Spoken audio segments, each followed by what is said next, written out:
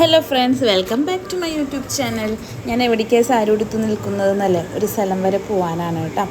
ഞാനും എൻ്റെ ഫാമിലിയും എല്ലാവരും കൂടി ഇതേ കാറിൽ ആ സ്ഥലത്തേക്ക് പോയിക്കൊണ്ടിരിക്കുകയാണ്. ഏതാണ് സ്ഥലം എന്നുള്ളത് ഞാൻ പറയാം.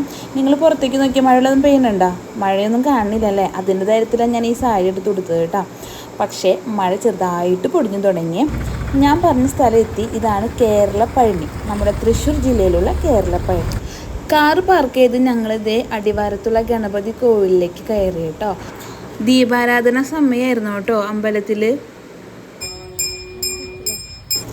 ഇനി നമ്മൾ പടികൾ കയറി നമ്മുടെ മുരുകനെ കാണാൻ വേണ്ടി പോകണം.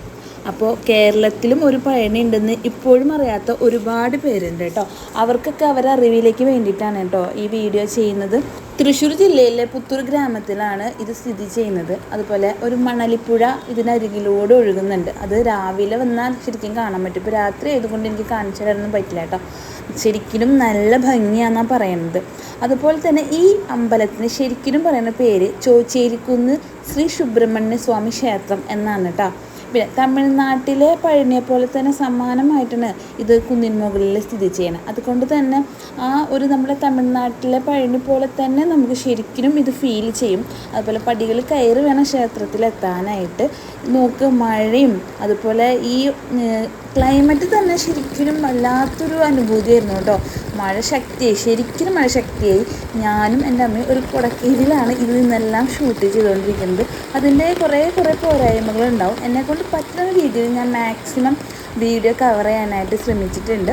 ഇത് അങ്ങനെ പടികൾ കയറി നമ്മൾ അമ്പലത്തിൻ്റെ മുൻവശത്ത് എത്തി പയ്യെ നടന്നുകൊണ്ടിരിക്കുകയാണ്. അമ്പലത്തിൻ്റെ അകത്ത് ഈ സമയത്ത് ദീപാരാധനയാണ്.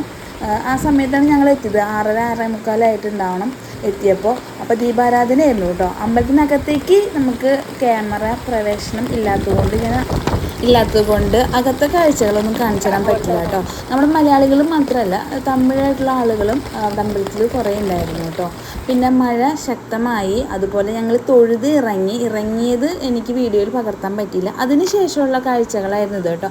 ഇതിൻ്റെ മുകളിൽ നിന്ന് ശരിക്കും പറഞ്ഞാൽ തൃശ്ശൂർ ജില്ല അത്യാവശ്യം നല്ല രീതിയിൽ തന്നെ കവർ ചെയ്യാനായിട്ട് അത് കാണാനായിട്ട് സാധിക്കുമായിരുന്നു കേട്ടോ. ഈ മലയുടെ മുകളിൽ നിന്ന് തൃശ്ശൂർ ജില്ല മൊത്തത്തിൽ കാണുന്ന പോലെ എനിക്ക് തോന്നി കേട്ടോ. ഹൈലൈറ്റ് മാള് ഇതിനടുത്താണെന്ന് ഞാൻ കേട്ടിട്ടുണ്ട്. അപ്പോൾ ഇവിടെ വരുന്നവർക്ക് അവിടെയും പോവാം കേട്ടോ.